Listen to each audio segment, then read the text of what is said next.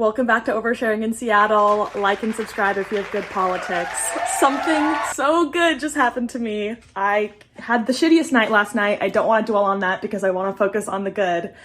But I came into the laundry room this morning anticipating a very mundane chore, just gonna load my clothes, get on out of there. And what befell me was nothing short of a miracle, truly. I actually can cry just thinking about this. So one of my neighbors, first of all, has curated this beautiful garden oasis of all of these lovely little plants reaching up towards the light, which just makes it already a wonderful environment. And somebody always leaves their laundry detergent behind. And I've never known if it was like collective use or not, because they just leave it here on this like side table next to the laundry machine. But today, they've added this little board as a special table for it. They've added fabric softener sheets. And the way that I know that this is for collective use is that they've added a cup of free quarters because it's a coin-op laundry here. And I already recorded this for my Instagram story, so I'm doing my best to like retain the same amount of jubilation about this. But the landmark gift that I received was this anonymous neighbor, my fairy god neighbor, installing this little table for a record player and left a couple of vinyls down here. And so when I put in my delicates, I got to turn this on and drop the needle down on some beautiful jazz. Looking at you while troubles are fleeing, I'm admiring the view, 'cause it's you I'm seeing, and the sweet honeydew of well-being settles upon. Turning it off just so that I don't get copyrighted, but I am in disbelief at the kindness, the generosity. I just wrote a little note in response, but this is just the last place. That's what I wrote in my note. This is the last place that I would think would pick up my spirits. Because last night I was just having a really just rough go of it. My autoimmune disease has been flaring up, which means my like resting heart rate last night when I was trying to go to sleep after doing like box breathing and all of that was like 90 beats per minute, which is just far too high to go to sleep. When I was first diagnosed, it was resting at like 112, so it's a little bit better than that. But I'm already on medication, so I'm just not looking forward to having that issue to figure out. That was causing me some distress. I had a migraine last night because I think I'm about to get my period. And overall, I was just so uncomfortable, felt super congested, and was having these bugs with my podcast episode that I was so determined to get up today. And when I woke up, this completely turned the day around. Like, I am feeling just so hopeful at this anonymous display of affection for the people that you're living with. And I don't even have this type of relationship with my neighbors. Like, it's not like we're all hanging out. So to me, this was just the most generous thing ever. And it just resonated so deeply. Also because last night I was in my next systems class. I'm facilitating. I took it a couple years ago and I'm facilitating now and doing all the readings again. And we just had the first class and I was just feeling so in awe of everybody there, but also so sort of like disappointed in myself that I'm not involved in any like strategic mutual aid projects. I'm not building like alternative systems. Like, I am like facilitating an alternative education system through this political project, but like, I just, in-person action-wise, like, there's just so many projects I want to work on for the revolution. Somebody called it the Revy last night in class, like gearing up for the Revy. I have to adopt that into my vernacular. But I was just feeling kind of down on myself, but just this display, someone in my Instagram story replies, said this was an anonymous provision for collective joy. And that's what it is. Like, to me, I feel so supported. This is mutual aid to me. Like, just something, they didn't need to do this at all. And that's what so strikes me about it is like, I ordinarily would come down here and just put my AirPods in and do my laundry, alone. But now I get to do it with this music out loud, feeling connected to my community. And like, I was talking about it a little bit on my live stream on Patreon about how I just feel so supported in Seattle. Like, many of us walk around the world feeling so fearful and scared for our safety because in many ways we just don't have like the resources and the infrastructure set up to actually make us feel safe. But Seattle, time and time again, even from the times I was visiting, there have been little moments, and I won't get into them because that'll start a million tangents that we don't have time for on today's episode, maybe on my podcast. But just time and time again, I've been reminded that like I am so safe and so held and so supported here. And so I did write a little note back that I'm going to tape up. It said, "Anonymous fairy god neighbor, thank you for being you. Was having the shittiest night and would have never thought the laundry room would be, and I would have thought the laundry room would be the last place that could lift my spirits. Your generosity breeds so much joy. Had the giddiest time sorting clothes while listening to the sweet tones of Pat Suzuki. Appreciate you." But I'm just gonna tape this up here.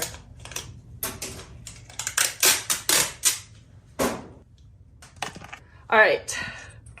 Hopefully they see that. I'm also just like, it's part of my value system and my personal way of the world to let people know when something they do has affected me so much. Online, in person, like I just feel the need to affirm them that like this did not go unacknowledged. In fact, it like truly transformed my day. It's also the first day of February when I'm recording this. I realize it's going to be a minute because I have some projects to get out before this, so you won't be seeing this early February. But I've been also just feeling over the past few weeks like nervous in anticipation of this month because I did talk about it on Revelatorium, my podcast, on the second episode about Januaryism, because I realized like the last 4 Januaries have been rough on me, and I go into detail on the podcast, so I won't do it here. But last February was when I recorded that vlog where I was just in shambles. I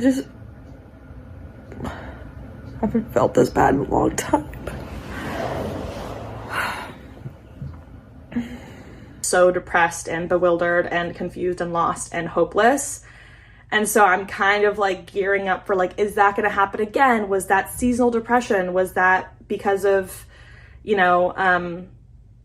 just natural causes? I don't know. Like, was that because I wasn't doing as much depression relapse prevention? I started that after February with my therapist. So we'll see like if my depression relapse prevention work has, been helpful. If not having a job will be helpful this February. But I've just been feeling like scared to go into this month, like fearful. But now I feel like this has just turned the tables with a turntable, and I get to orient myself towards like acting in faith and confidence and love because things are coalescing to support you. So like and subscribe for something good to happen to you this month. It's only a matter of time. Wow.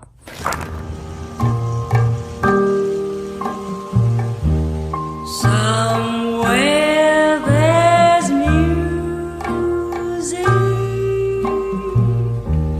how faint the tune. Somewhere there's heaven, how high the moon.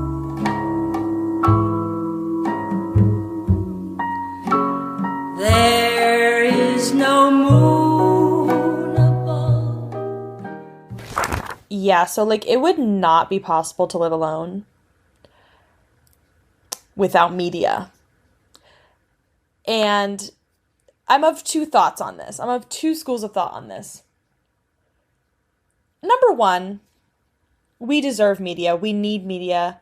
And I'm being liberal with the word media. I'm not talking just digital media. I'm talking magazines, newspapers, books, papyrus, tablets, hieroglyphics on the wall. We've always needed art and storytelling and little entertaining things to get us by. That's always been true.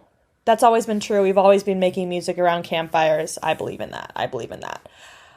But maybe at the same time, I don't think that people should be living alone. I don't think so. I'm gonna be the first one to say it. Definitely the first one to say it.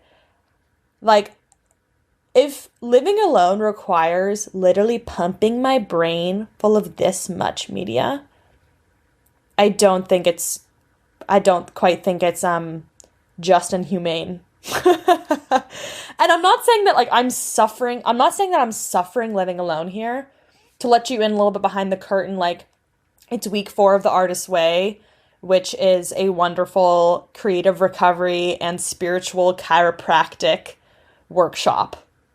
That's a mouthful that we do in book club. Week 4 is media deprivation. This is the second time I've done it since I've lived alone, and I guess I just don't quite recall last time. Maybe my life was just more monotonous the last time I did it because I had a job, and now I'm doing a million disparate things every single day. But it's really challenging me to realize just how much I'm relying on media as a comfort versus if I lived in community and I lived in, like, for example, my college house. I lived in a college house of 10 people. If I did not want to eat breakfast, lunch, dinner, even a snack alone, I didn't have to. There was always somebody home, if only one other living, breathing soul. And even if we only exchanged a few words during the lunch, it's just somebody to look at, just somebody to sit near and feel, okay, I'm connected. There's other people here doing this with me. Because I don't know if anyone's ever tried eating their little meal alone, in silence, looking at nothing, but it's just not right. And I'm not saying we should all be limiting ourselves from watching our TV programs and our movies and listening to podcasts and watching YouTube videos, whatever else we do while we eat dinner. But it's just been an interesting experiment, and it's literally day 1, may I add. It's literally day 1, and I'm already having this revelation. Just like how sobering it's been, even just one day. Like, if you really, and this is kind of an overarching theme in my whole life, if you really want to understand your relationship to something, try going without it. And it's not even to be ascetic, to be a monk, to be disciplined. It's not even about that. It's just about analyzing, okay, fully when I remove this, you can start to understand the role that it played in your life. And then when you want to, if you want to reintroduce that thing back into your life, you can be more intentional. And here's what I'll say is, like, that intentionality wears off. I'm a huge believer in, like, reminders and cyclical natures of things. Like, there's a lot of times when you're going to hit a bump in the road and be like, oh shit, there's a bump there. But then maybe you don't go down that same road for another 6 months, and so you forget. And then you're like, oh my God, how could I not remember there's a bump there? Well, you don't even blame yourself in those situations, is what I've learned. You just say, oh, thank you for that bump. You've reminded me. I mean, no one's a stranger to the idea of, like, going offline for a bit, deleting your social media apps, like deactivating, doing that kind of thing. No one is a stranger to that. This is like a whole different level of just like, I don't consume media this week. Like, anything that I usually use to kind of like numb out how isolating and lonely it would be to just eat every meal in silence. Like, now I'm really feeling like, damn, I need to be, inviting people over for dinner. I need to be setting up a lunch with people. But like, in lieu of that, I've been calling and FaceTiming and sending audio messages to friends. And that's been a nice way to pass the time, because something unique about eating is that you need full use of your hands. So it's not like I can do watercolor, which I have here. Say hello to my messy coffee table. This is the current composite of my life. We have little Valentine's card I just watercolored. I've been really enjoying watercoloring birthday cards, Valentine's cards. Like, I used to make custom greeting cards for every single one of my friends' birthdays growing up on this classic old PC software called American Greeting Cards. And on the back, there'd always be this little box that said, "Made just for you by Catherine." And my friends would always flip to the back and like, love that. They loved that. And so I'm getting back into this this mode, but instead of digitally, we're doing it analog and actually painting and coloring. So that's been a treat and delight. That one's going to go to my dad because I know he will not judge me on its artistic merit. Then we have ye old bowl of leftover belly flop jelly beans for my sister because I don't like the brown flavor, but having them there for guests, if they do like the brown flavor, let's reduce, reuse, recycle, you know? Leftover grape remains, watercoloring kit, Eleanor's Greek yogurt, and me. So I'm just really realizing how much I use not even just social media, but music, TV, podcasts to numb out, to distract me. I'm using this to distract me from applying to this job that I need to apply to right now. But right now I'm creating, not consuming. So to me, I'm like, we're all going to want to be procrastinating and we're all going to want to be distracting ourselves. But wouldn't it be cool if we did that through creation, through watercoloring, through making up little songs, through making little video diary entries and little documentary style footage of our lives?